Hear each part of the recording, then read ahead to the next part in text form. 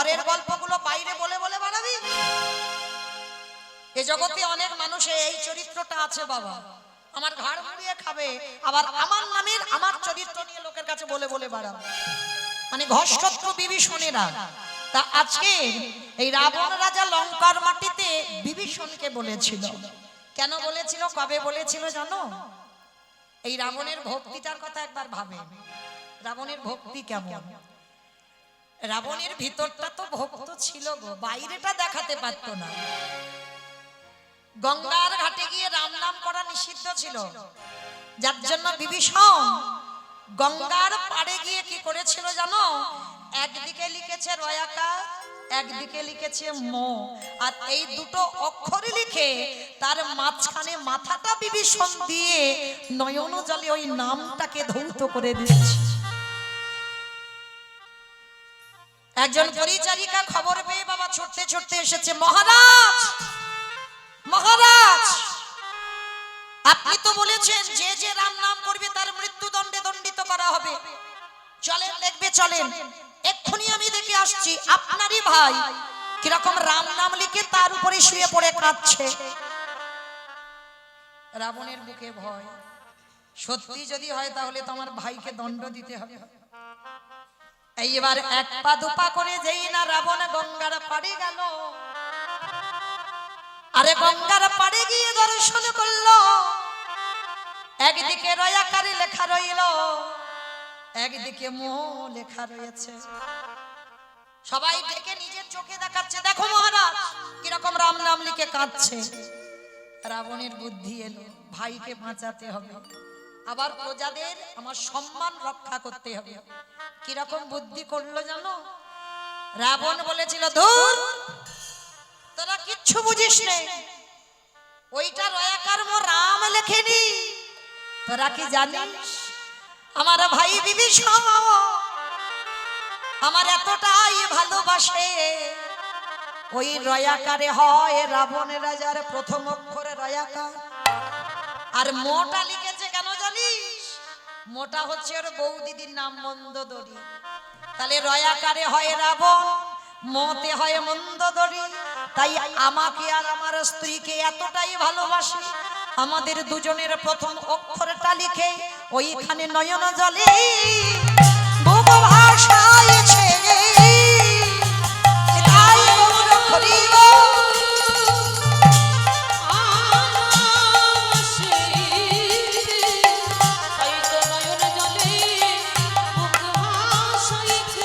আসলে অমাইরা মহারাজ যদি এই বিধান দেয় আর কিছু বলার আছে?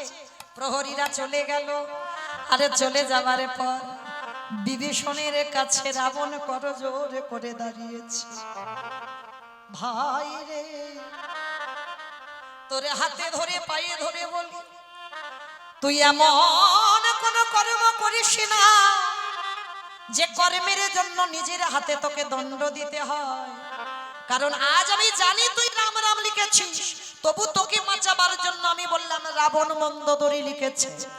আজ বেঁচে গেলি, কিন্তু এমন কাজ করিস নে যে আমি দণ্ড দিতে বাধ্য হই। আপনারা কি মনে করেন হৃদয়টা কেমন ছিল রাবণের? বাইরেটা কঠিন, বুঝতে দিত না। এইবার কিছুদিন চলে গেল, কিন্তু একটা দিন আর রক্ষা হলো না। রাতের অন্ধকারে বিভীষণ রামের ছবি নিয়ে কাঁদছে, দেওয়ালেরও কান আছে, গিয়ে মহারাজকে সংবাদটা দিল, মহারাজ দেখবে চলেন, এক্ষুনি নিজের চোখে দেখে আসছি আপনার ভাই রামের প্রতিচ্ছবি ধরে কাঁদছে।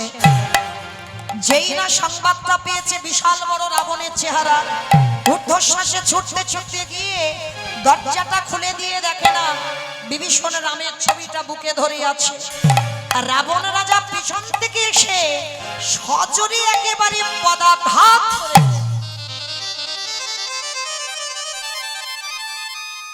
সজোরে লাথি, আর এত জোরে লাথি মেরেছে মা ধুলাই লুটিয়ে পড়েছে। এই জায়গাটা আমার বাবা ঠাকুর দাদা ভাইরা যারা আছেন খুব মন দিয়ে শুনবেন, এটাই জীব শিক্ষা চেতনা। রামায়ণ বা মহাভারত দুটোই কিন্তু সমাজ শিক্ষা বাবা। যদি কেউ একবার হৃদয়ঙ্গ করতে পারে। যেই না লাথি মেরেছে, আপনারাই বলেন বাবা, বড় দাদা যদি ছোট ভাইয়ের বুকে আচমকা লাথি মারে, ও মাইরা, ছোট ভাই ছেড়ে দেবে? বাবা ছেড়ে দেবে? উল্টে ছোট ভাই চড়চাপড় বসিয়ে দেবে না, দাদা তো কি হয়েছে, দাদা যদি আমার বুকে লাথি মারতে পারে আর আমি দাদার চড়চাপড় বসাতে পারি না? কিন্তু বাবা এই যুগে হয়, এখনো হয়, কিন্তু বিধান এটা নয়। শাস্ত্র এই বিধান দেয়নি বাবা, কোনোদিন কোনোদিন কোন যুগে দেয়নি।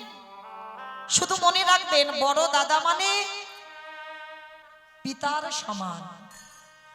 বাবার অবর্তমানে বড় দাদার জায়গা হয়, এইটা ছোট ভাইরা ভুলে যায়।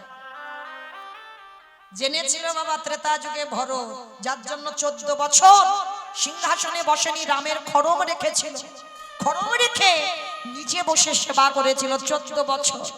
আর 14 বছর সেই রামচন্দ্রের খড়ম সেবা করে রামচন্দ্র ঋণী হয়ে গেল।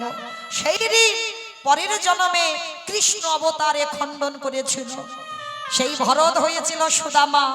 আর সুদামা যখন দ্বারকায় গেল, এমনি এমনি ভগবান চরণ ধৌত করে জল পান করেনি। কেন করেছিল? ভরত হয়ে 14 বছর রামের খড়ম সেবা করেছিল। সেদিন রামচন্দ্র প্রতিজ্ঞা করেছিল, ভরত কথা দিলাম এই 14 বছরের ঋণ আমি শোধ করে দেব। তাই তারপর যুগে যখন ভরত হয়ে এলো, দ্বারকায় যখন গেল, কৃষ্ণ চরণ যুগল ধৌত করে সেই চরণামৃত জল কৃষ্ণ পান করেছিল। আর পান করে সুদামাকে বুঝিয়ে দিল, সুদামা তুই আমার 14 বছর খড়ম সেবা করে যে ঋণী করে দিয়েছিস, সেই ঋণ আমি আজ শোধ করে দিলাম। এরাই ছিল ভাই, এরা ছিল দাদা। ঠিক ঠিক তদ্রূপ রাবণ বিভীষণ এইরকম সম্পর্ক। কিন্তু বাবা আমরা এগুলো বিশ্বাস করি না বাবা, মানি না। ভাই ভাই লাটালাটি হয়, খুনোখুনি হয়, থানা পুলিশ হয়, মামলা হয়, একটুখানি জায়গা নেই। মানে যদি একটু বাবা খুঁটিটা সরিয়ে পোথা যায়, একটু তো জায়গা পাওয়া যাবে, হয় না বাবা জগতে? কিন্তু ভেবে দেখেছ কার জায়গায় শিল পোথাপুথি করো? এতটুকু জায়গার জন্য কেন মারামারি বাবা? এতটুকু জায়গার জন্য কেন কাটাকাটি হবে? যদি একবার এই রামায়ণের চরিত্রগুলো একবার হৃদয়ে থেকে যায় না, তারা বাবা জায়গা নিয়ে লড়াই করবে না জীবনে। তারা মাথা নিচু করে বলে দেবে, তো যতটা ইচ্ছা নেই, আমার চলার মতো একটু দে। তাদের কথা এগুলো হবে, কিন্তু হয় না বাবা সমাজে। কিন্তু মনে রেখো, বড় দাদা যদি পিতার সমান হয়, বড় দাদা ছোট ভাইকে মারতে পারে, বিধান আছে। কিন্তু ছোট ভাই হয়ে তুমি বড় দাদার গায়ে হাত তুলতে পারো না। যে পিতার সমান হয় তার দিকে হাত তুলতে পারো না। আর যদি করো, তোমাকে রৌরব নরক যন্ত্রণা পেতে হবে। আর যখনই লাথি মেরেছে, চরিত্র দেখো কেমন। বিভীষণ ধুলা থেকে উঠে রাবণের দুটো চরণ দুটো ধরে বলছে, দাদা আমার বুকে যে লাথিটা দিয়েছো, তোমার দুটো পায়ে ব্যথা করছে দাদা গো।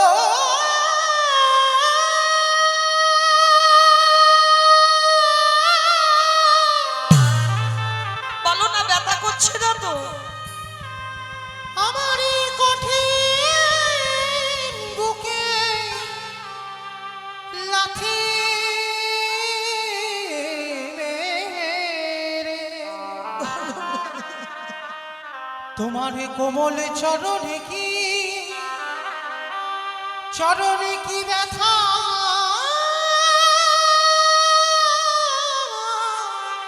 লাগে। দূর হয়ে যা ঘর্ষত্র বিভীষণ, আমার খাবি, আমার পড়বি, আর আমার শত্রুর নাম জপ করবি। বেরিয়ে যা এক্ষুনি, আমার এই লঙ্কা থেকে বেরিয়ে যাবি। একটা লাথি খেয়ে বাবা ওই রাতের অন্ধকারে বিভীষণ চলে গেল। আচ্ছা বলেন তো মা, মাঝে মাঝে আমাদের ছেলে মেয়েরা খুব অন্যায় করে ফেলে, মাঝে মাঝে মারধর করি, বকাবকি করি, করি না?